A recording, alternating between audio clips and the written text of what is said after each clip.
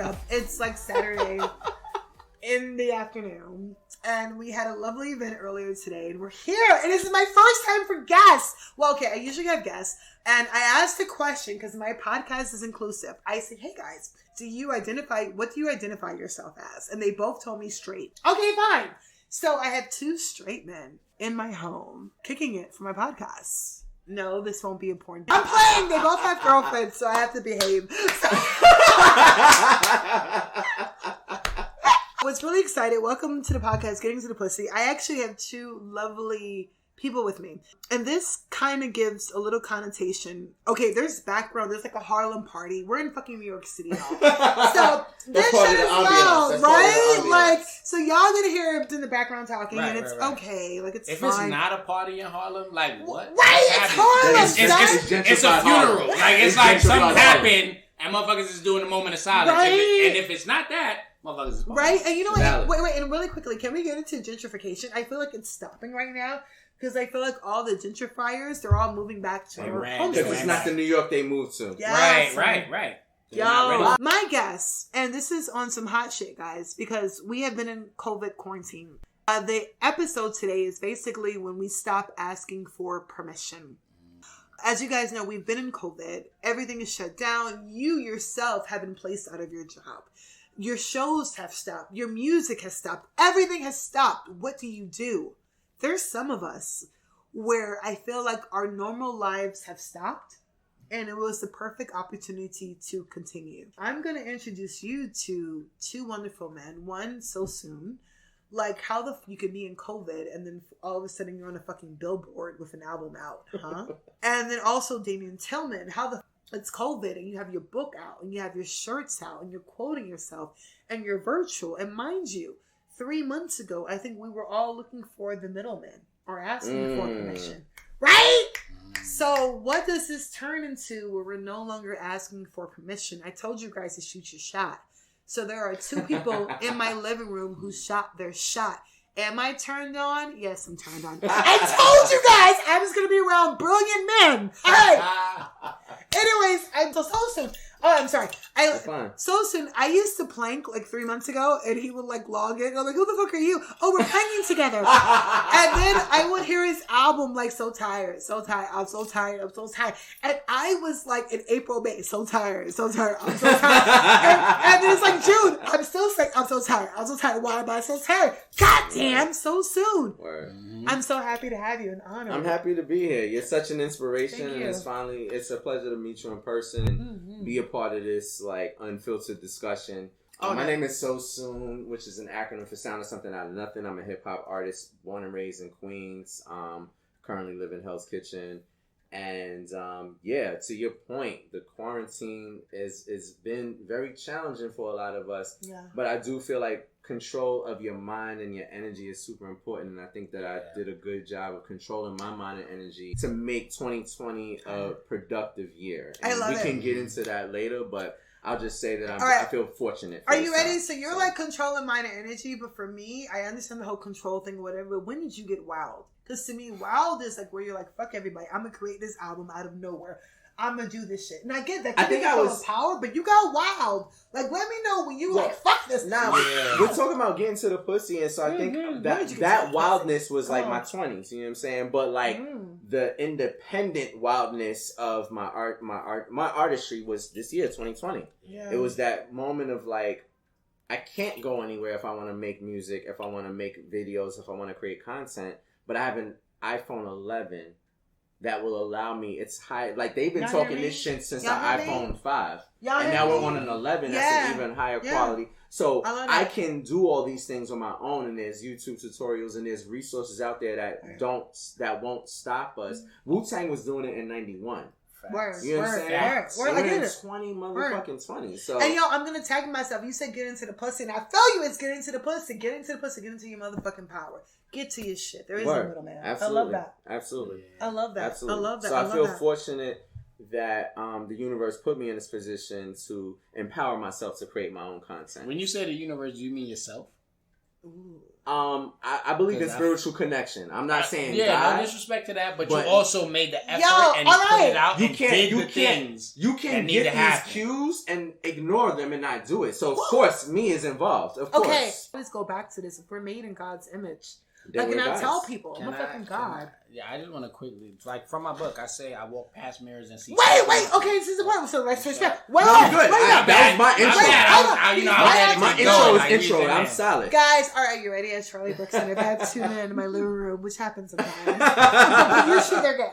So I have 2 men in my living room, and don't get me wrong, and I'm still up on my gay men as well because I love everybody, please, and my women. I discriminate against no one. But this is an exciting thing where I really want you to really shot yourself. And here's Damian Tillman, where Damian, like I said, this is a motherfucker that will walk in the room with a book bag. I love your swag, though. And he's deep in his thing. He's like, no, reparations, fuck all y'all. But he's deep in his shit. And his poem and his book. And you're another person. This is your book right here. Yeah, and hopefully it's showing. Yeah, please. Throw your L's up, learning to quote myself. Right? Learning to quote myself. So please, how did you show that in a world where you're not asking for permission anymore? So I would say just quickly to talk about the title of the book. It really is about understanding your own prowess, your own power, your own value in your own thoughts, words, ideas, and like trying to not like base your life, your understanding, your interpretation of the world, what somebody else has told you what it is. Like, why can't you figure out things for yourself? And it's not about not disrespecting anybody, but it's like, I need to start hearing myself and listening to myself and valuing myself. And I think that has a lot to do with what each of us are doing in cutting out the middleman. Correct. We're not looking for approval, the facts. We're not looking for approval for what is important. We can decide what is important for us. And I think when it comes to learning to quote myself, it's like, we might spend a lot of our childhood growing up throughout our lives listening to words and the ideas and the thoughts of other people that we never met, never spoke to. They don't know who the fuck we are. True. But they're telling us what life is. They're and telling like, us what reality is. And it's like, wait, 30, 40, 100 years ago, it's very different than what's happening right now. Like, a lot of the adults who would tell me about their lives, I'm like, I don't want to live your life. You come home and you watch the news and you drink Coronas at 8 o'clock at night. And you're miserable and you hate your husband in a weird way. And you come home and you kind of hate your kids.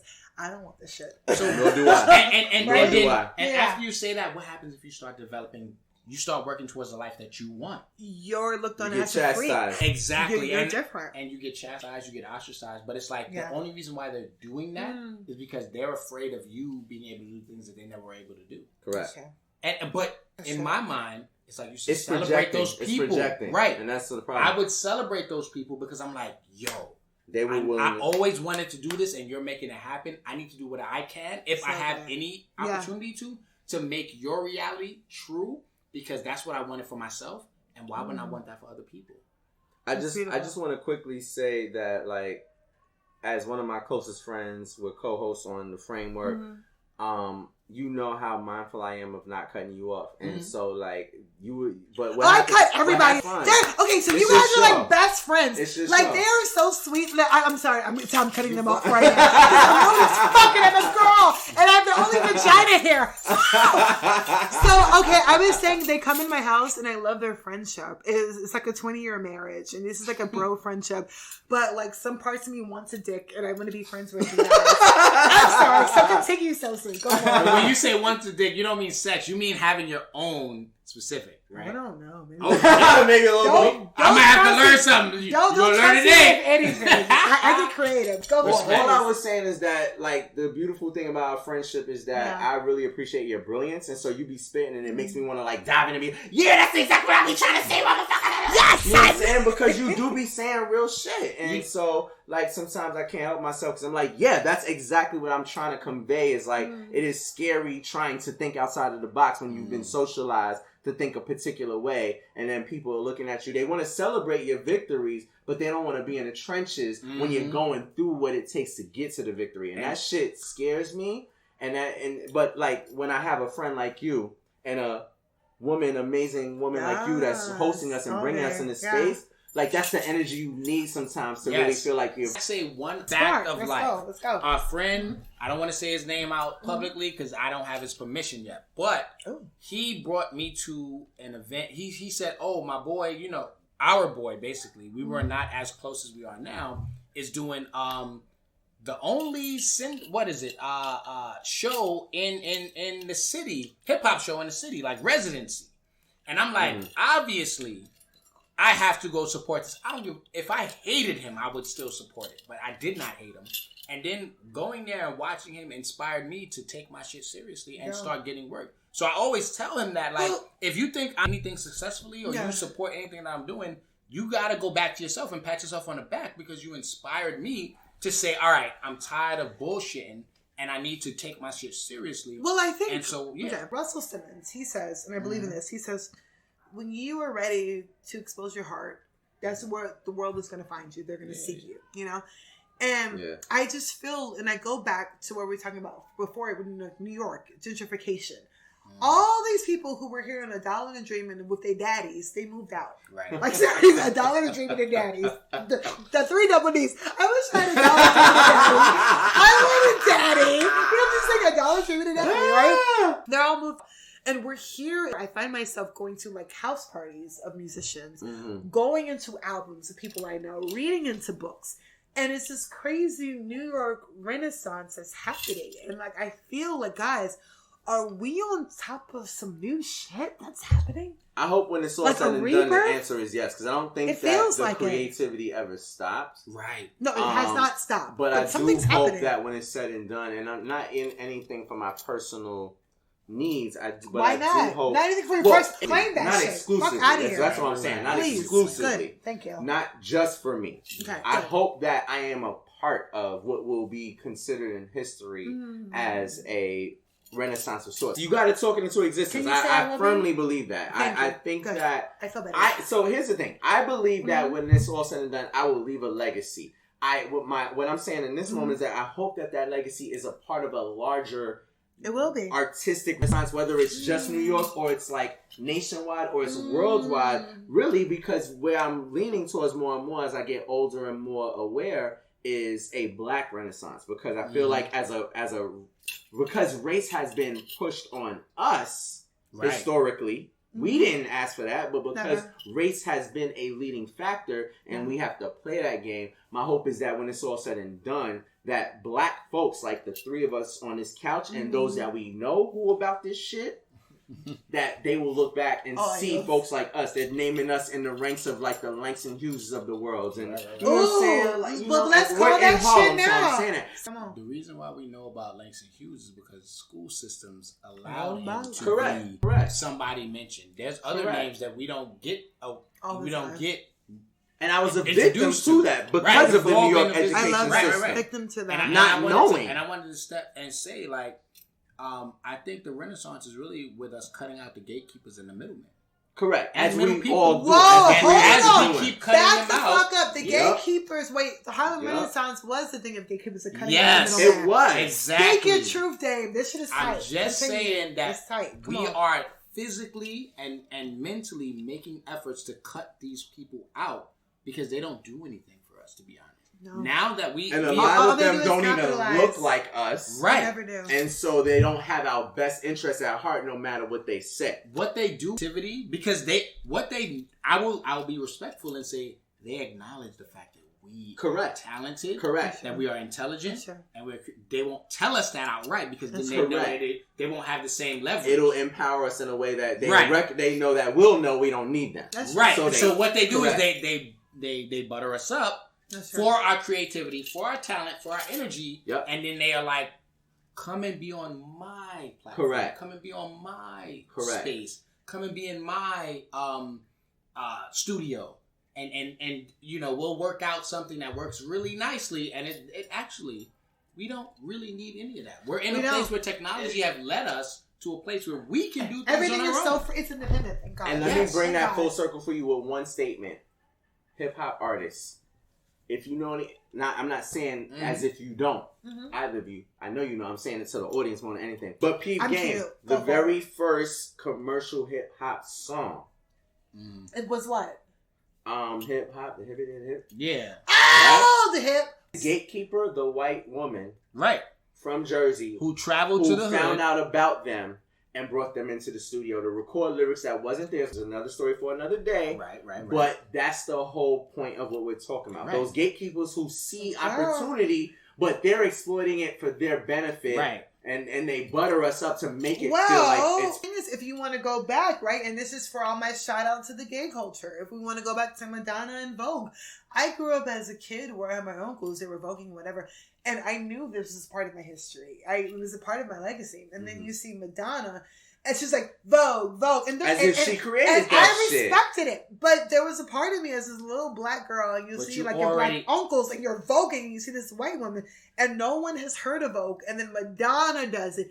And now it's Vogue, but not even the way of the ballroom culture. It isn't. Yeah, it's dangerous. I get it. But thank God for Madonna, because she brought it out, but it took Paris is Burning to really get popular like 15 years later to really understand the Vogue culture. And so we missed that. At the end of the day, that's just tight. I don't think we need to like try to demonize Madonna. I love Madonna. But we went about it and say like what you just said.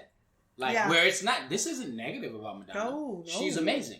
In many ways, she brought things to the forefront. She wasn't like purposely appropriating. Right. She wasn't purposely appropriating. But people perceive it as Madonna started it and don't know the history. Right. As long as we're able to be honest, because the honesty comes with the fact that, oh wait, she didn't start this. Correct. And as long as we're able to make that clear, we can respect Madonna for what she does. Correct. We can respect other artists for what they do as well. Because obviously, great things influence.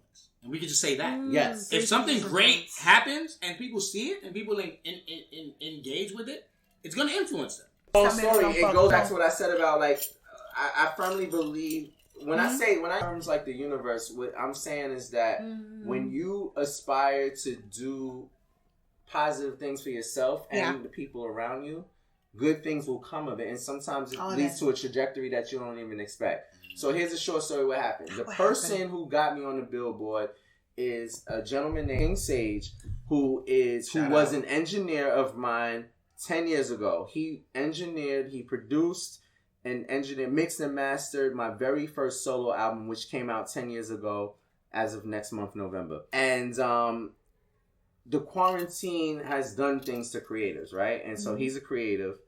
And so basically what happened was, on social media, I liked and commented on something that he posted, and then he hit me up on a DM like, yo, I didn't even know I wasn't following you. How you been? Long time no. Let's check in. Like, hit me with your number. I want to talk to you. We spent an hour and a half on a phone call, and he was updating me with everything that was happening to him because he's an entrepreneur and some shit happened that fucked that up. Long story. But then in our conversation, he said, so now I have an app called Artist Connect. And the goal of it is to be like a connector for creatives. So badass. You know what I'm saying? And so he told me about the app, and that was it for that conversation. Cool. About 3 weeks later, he hits me up and says, yo, so I'm getting billboards. I'm paying for billboards around the country. But billboard in Times Square. And I want to cross promote with you because like I have artists on the app, but I've known you for so long and our professional relationship is so solid that I know that you'll exploit this. I know you'll utilize it not only for your own benefit, but for the benefit of my app and for others. Yeah. And so would you like to be a part of this? And I said my response, I'm paraphrasing, but my response in so many words was, I want to joke with you and say that, no, I'm good, bro. Thank you. But I couldn't even do that. And so he hit me with this opportunity. And everything. And then, it was only 2 days. It was 15-minute time slots. It was random. Like, so it wasn't even like a thing where like I could go and know that every 5 things on that billboard was going to be me. But the fact that it happened, and the thing that was crazy about it is that it was full circle for a lot of reasons. One, because I worked in Times Square 10 years ago. Oh, you better speak your truth. Two, because I'm from Queens.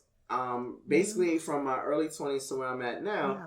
I've bounced around between Queens, Brooklyn, and Manhattan in terms of where I've lived. But now I live in Hell's Kitchen. Every time I lived in Manhattan, which was 2 previous times, it was in Harlem. Yeah. So now I'm living in Midtown I live in Manhattan, but I live in the Black neighborhood on purpose. Correct. I'm sorry, go ahead. And that's fine. So now I live in Midtown in Hell's Kitchen, and I'm going to walk away from where the billboard is. So when it happened, it wasn't even like I had to take a train or public transportation or even an Uber. I walked out my crib and walked to Times Square where the billboard was. When that first happened to you, when you walked and you saw your stuff up, and I want you to take a moment. And guys, this is where I'm like, it's okay for us to take a motherfucking pause in this. I'm going to guide, and I love that he has his, he's going to tell you about his jewelry. It's amazing. But he has these bangles, and I keep on looking at it. It's the story behind this, but I know you hear this. When you're walking down the street, and you know what's going to happen, and you see yourself, can you tell me what was that first 15 seconds like? It was weird. I know it's not like there's people who envision that, who say, I want this to happen. I want to be on Billboard. I want to be in the Grammys. I want to and that's not, as an artist, that's not, those are not endeavors that I've had for myself. But it was beautiful because, like I said a moment ago, the full circle aspect of it was just like, this was meant to happen. This is not by an accident. Even though the opportunity found me and I didn't seek it, come on, it wasn't. It's not something I endeavored for, but it was clearly meant to happen. Because what it said to me was that you're in the right direction. Keep pushing, and things will open up to you in ways that you won't anticipate. So that's why you say universe is because it feels, sometimes it might feel like mystical, magical, especially when you're not anticipating or planning for these particular kind of things. Yeah. But when you really take a second to reflect on what you're aspiring to do, you have to recognize that it's going to open up opportunities that you didn't anticipate. There's some people who are very intentional about every step, and even they will have opportunities that they didn't expect. You know what I'm saying? Yes, so for me, it was a moment of like,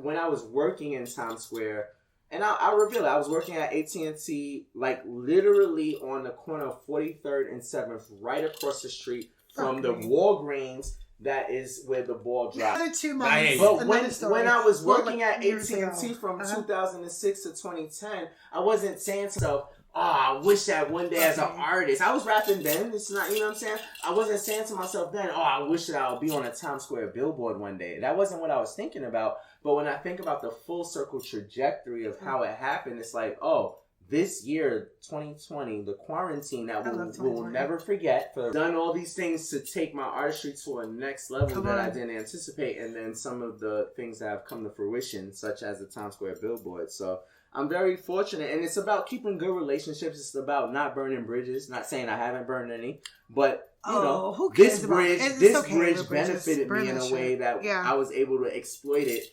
and now you see it on my album cover. And I'm gonna tell you what was so hype for me, and this is with both of you guys. I feel like in quarantine, I feel like we grew in this shit together. Like, I feel like we were home every day. Guys will check into my life when I'm like planking.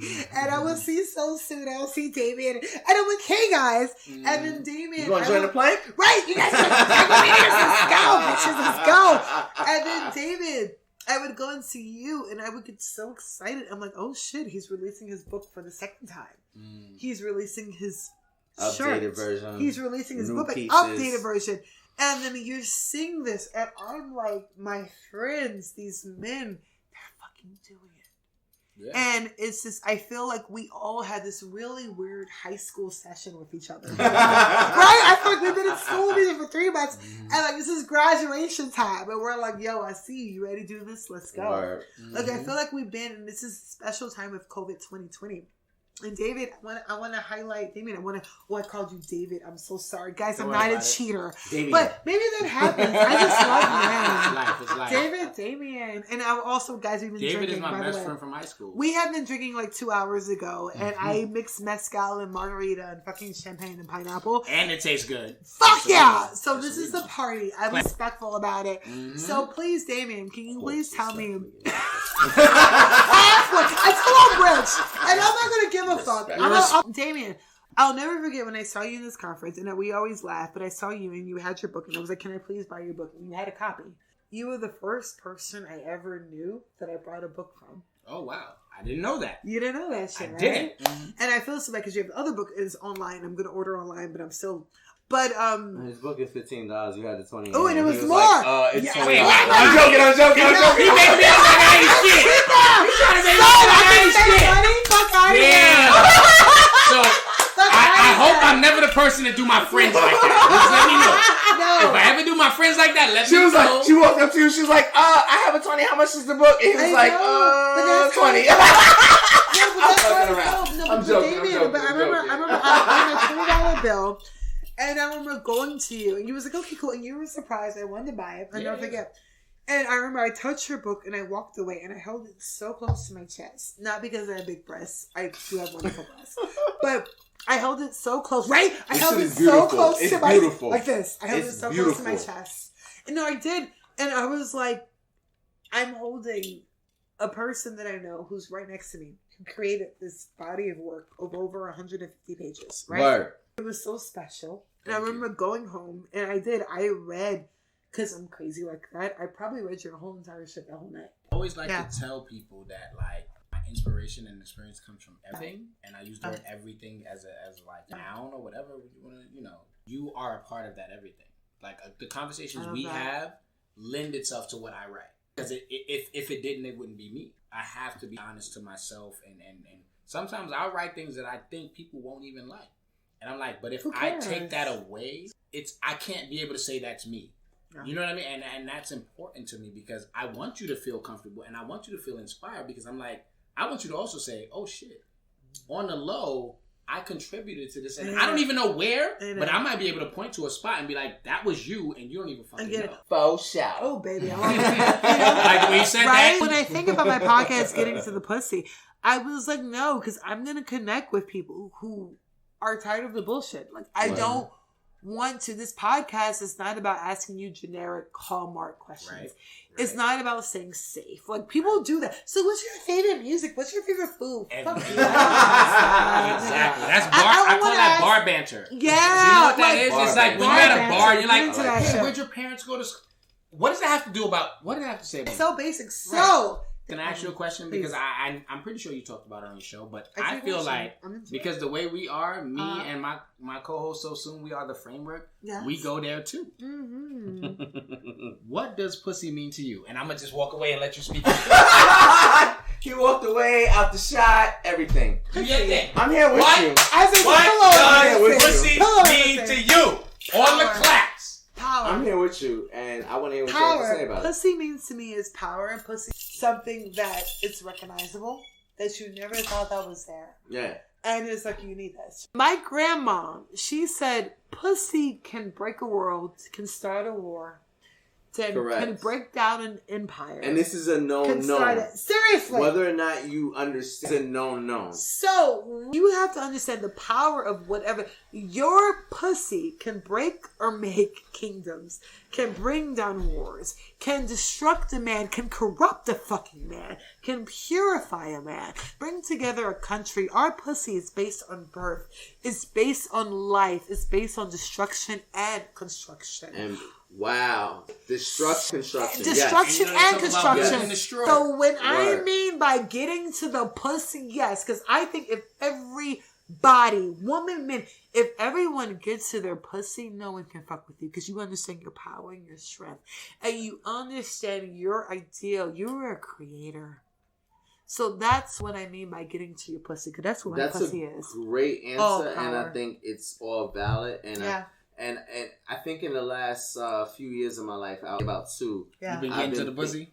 No. It's okay to get to the pussy. I've been thinking about the difference between like and but. You know what I'm saying? So it's like, that's I huge. think that everything you said is, it's this and it's this and it's this and it's this and everything you said is valid. I would say the pussy is only an and. There's no but. Correct. No, it's no but. Correct. We ain't but, and we talked about this off camera, and I'm not going to go into the details. But when you say but, it talks to what my homie said off camera, which is like real niggas say but. They'll be the first ones to say, it's that but. Ooh, get it. It's this. You know what I'm saying? Versus like, or the not real niggas, excuse me. The real niggas will be like, it's that and that. Like they can all, everything you said can all exist in the same space at the same time. Right. And it's not isolated or separate. Right. Yes! That's how you get to the pussy. Oh my God, so soon. Damian, thank you y'all for coming through. See you next week. Hey, I like it.